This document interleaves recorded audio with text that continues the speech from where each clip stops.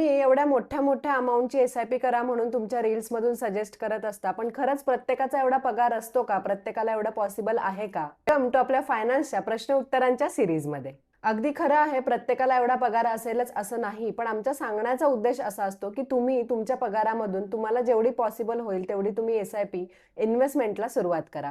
आता तुम्हाला बिलीव्ह आहे की नाही मला माहीत नाही. पण मॅनिफेस्टेशन हे जर तुम्ही ऐकलं असेल, तर हे जर तुम्ही फॉलो केलं आणि त्यासोबत तुम्ही तुमचं कामही कंटिन्यू ठेवलं, तर नक्कीच मी आत्ता जी अमाउंट सांगते, मी ज्या रील्समध्ये अमाउंट सांगते, ती एस-आय-पी तुम्ही नक्कीच एक दिवस कराल. आम्ही रोज क्लायंटशी बोलत असतो. प्रत्येक व्यक्तीचा पगार सेम नसतो. कोणी 10,000ची एस-आय-पी करतं, कोणी 50,000ची करतं, तर कोण 5 लाखांची एस-आय-पी करतो. तुम्हाला तुमचं इन्कम किती आहे, तुमचा गोल काय आहे, त्याप्रमाणे एस-आय-पी करणं फार आवश्यक आहे. आणि बऱ्याचशा मॅनिफेस्टेशन टेक्निक्स पण असतात, ज्या तुम्ही फॉलो केल्या आणि त्याच्यासोबत तुमचं काम पण करत राहिलात, तर नक्कीच तुम्ही जी इमॅजिन केली आहे त्या अमाउंटची एस-आय-पी तुम्ही एक दिवस कराल. हे असंच नाही सांगत आहे मी, माझ्या स्वतःच्या लाईफमध्ये पण काही टेक्निक्स यूज केल्या आहेत किंवा रिमाइंड करत गेली आहे स्वतःला, की आपणही एक दिवस हे करू, आपलंही एक दिवस एवढं इन्कम असेल आणि ते खरं होत गेलं. Believe in manifestation, believe in SIP numbers जे आम्ही तुम्हाला सांगत असतो, एक दिवस तुम्हीही एवढे एस-आय-पी कराल.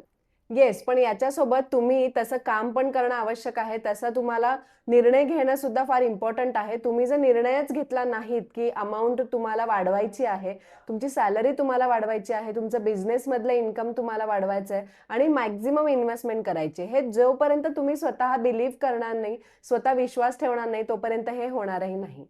तुमचेही असेच काही फायनान्सबद्दल प्रश्न असतील, तर या रीलला कमेंट करून नक्की सांगा. मी लवकरच तुमच्या प्रश्नाचं उत्तर घेऊन येईल.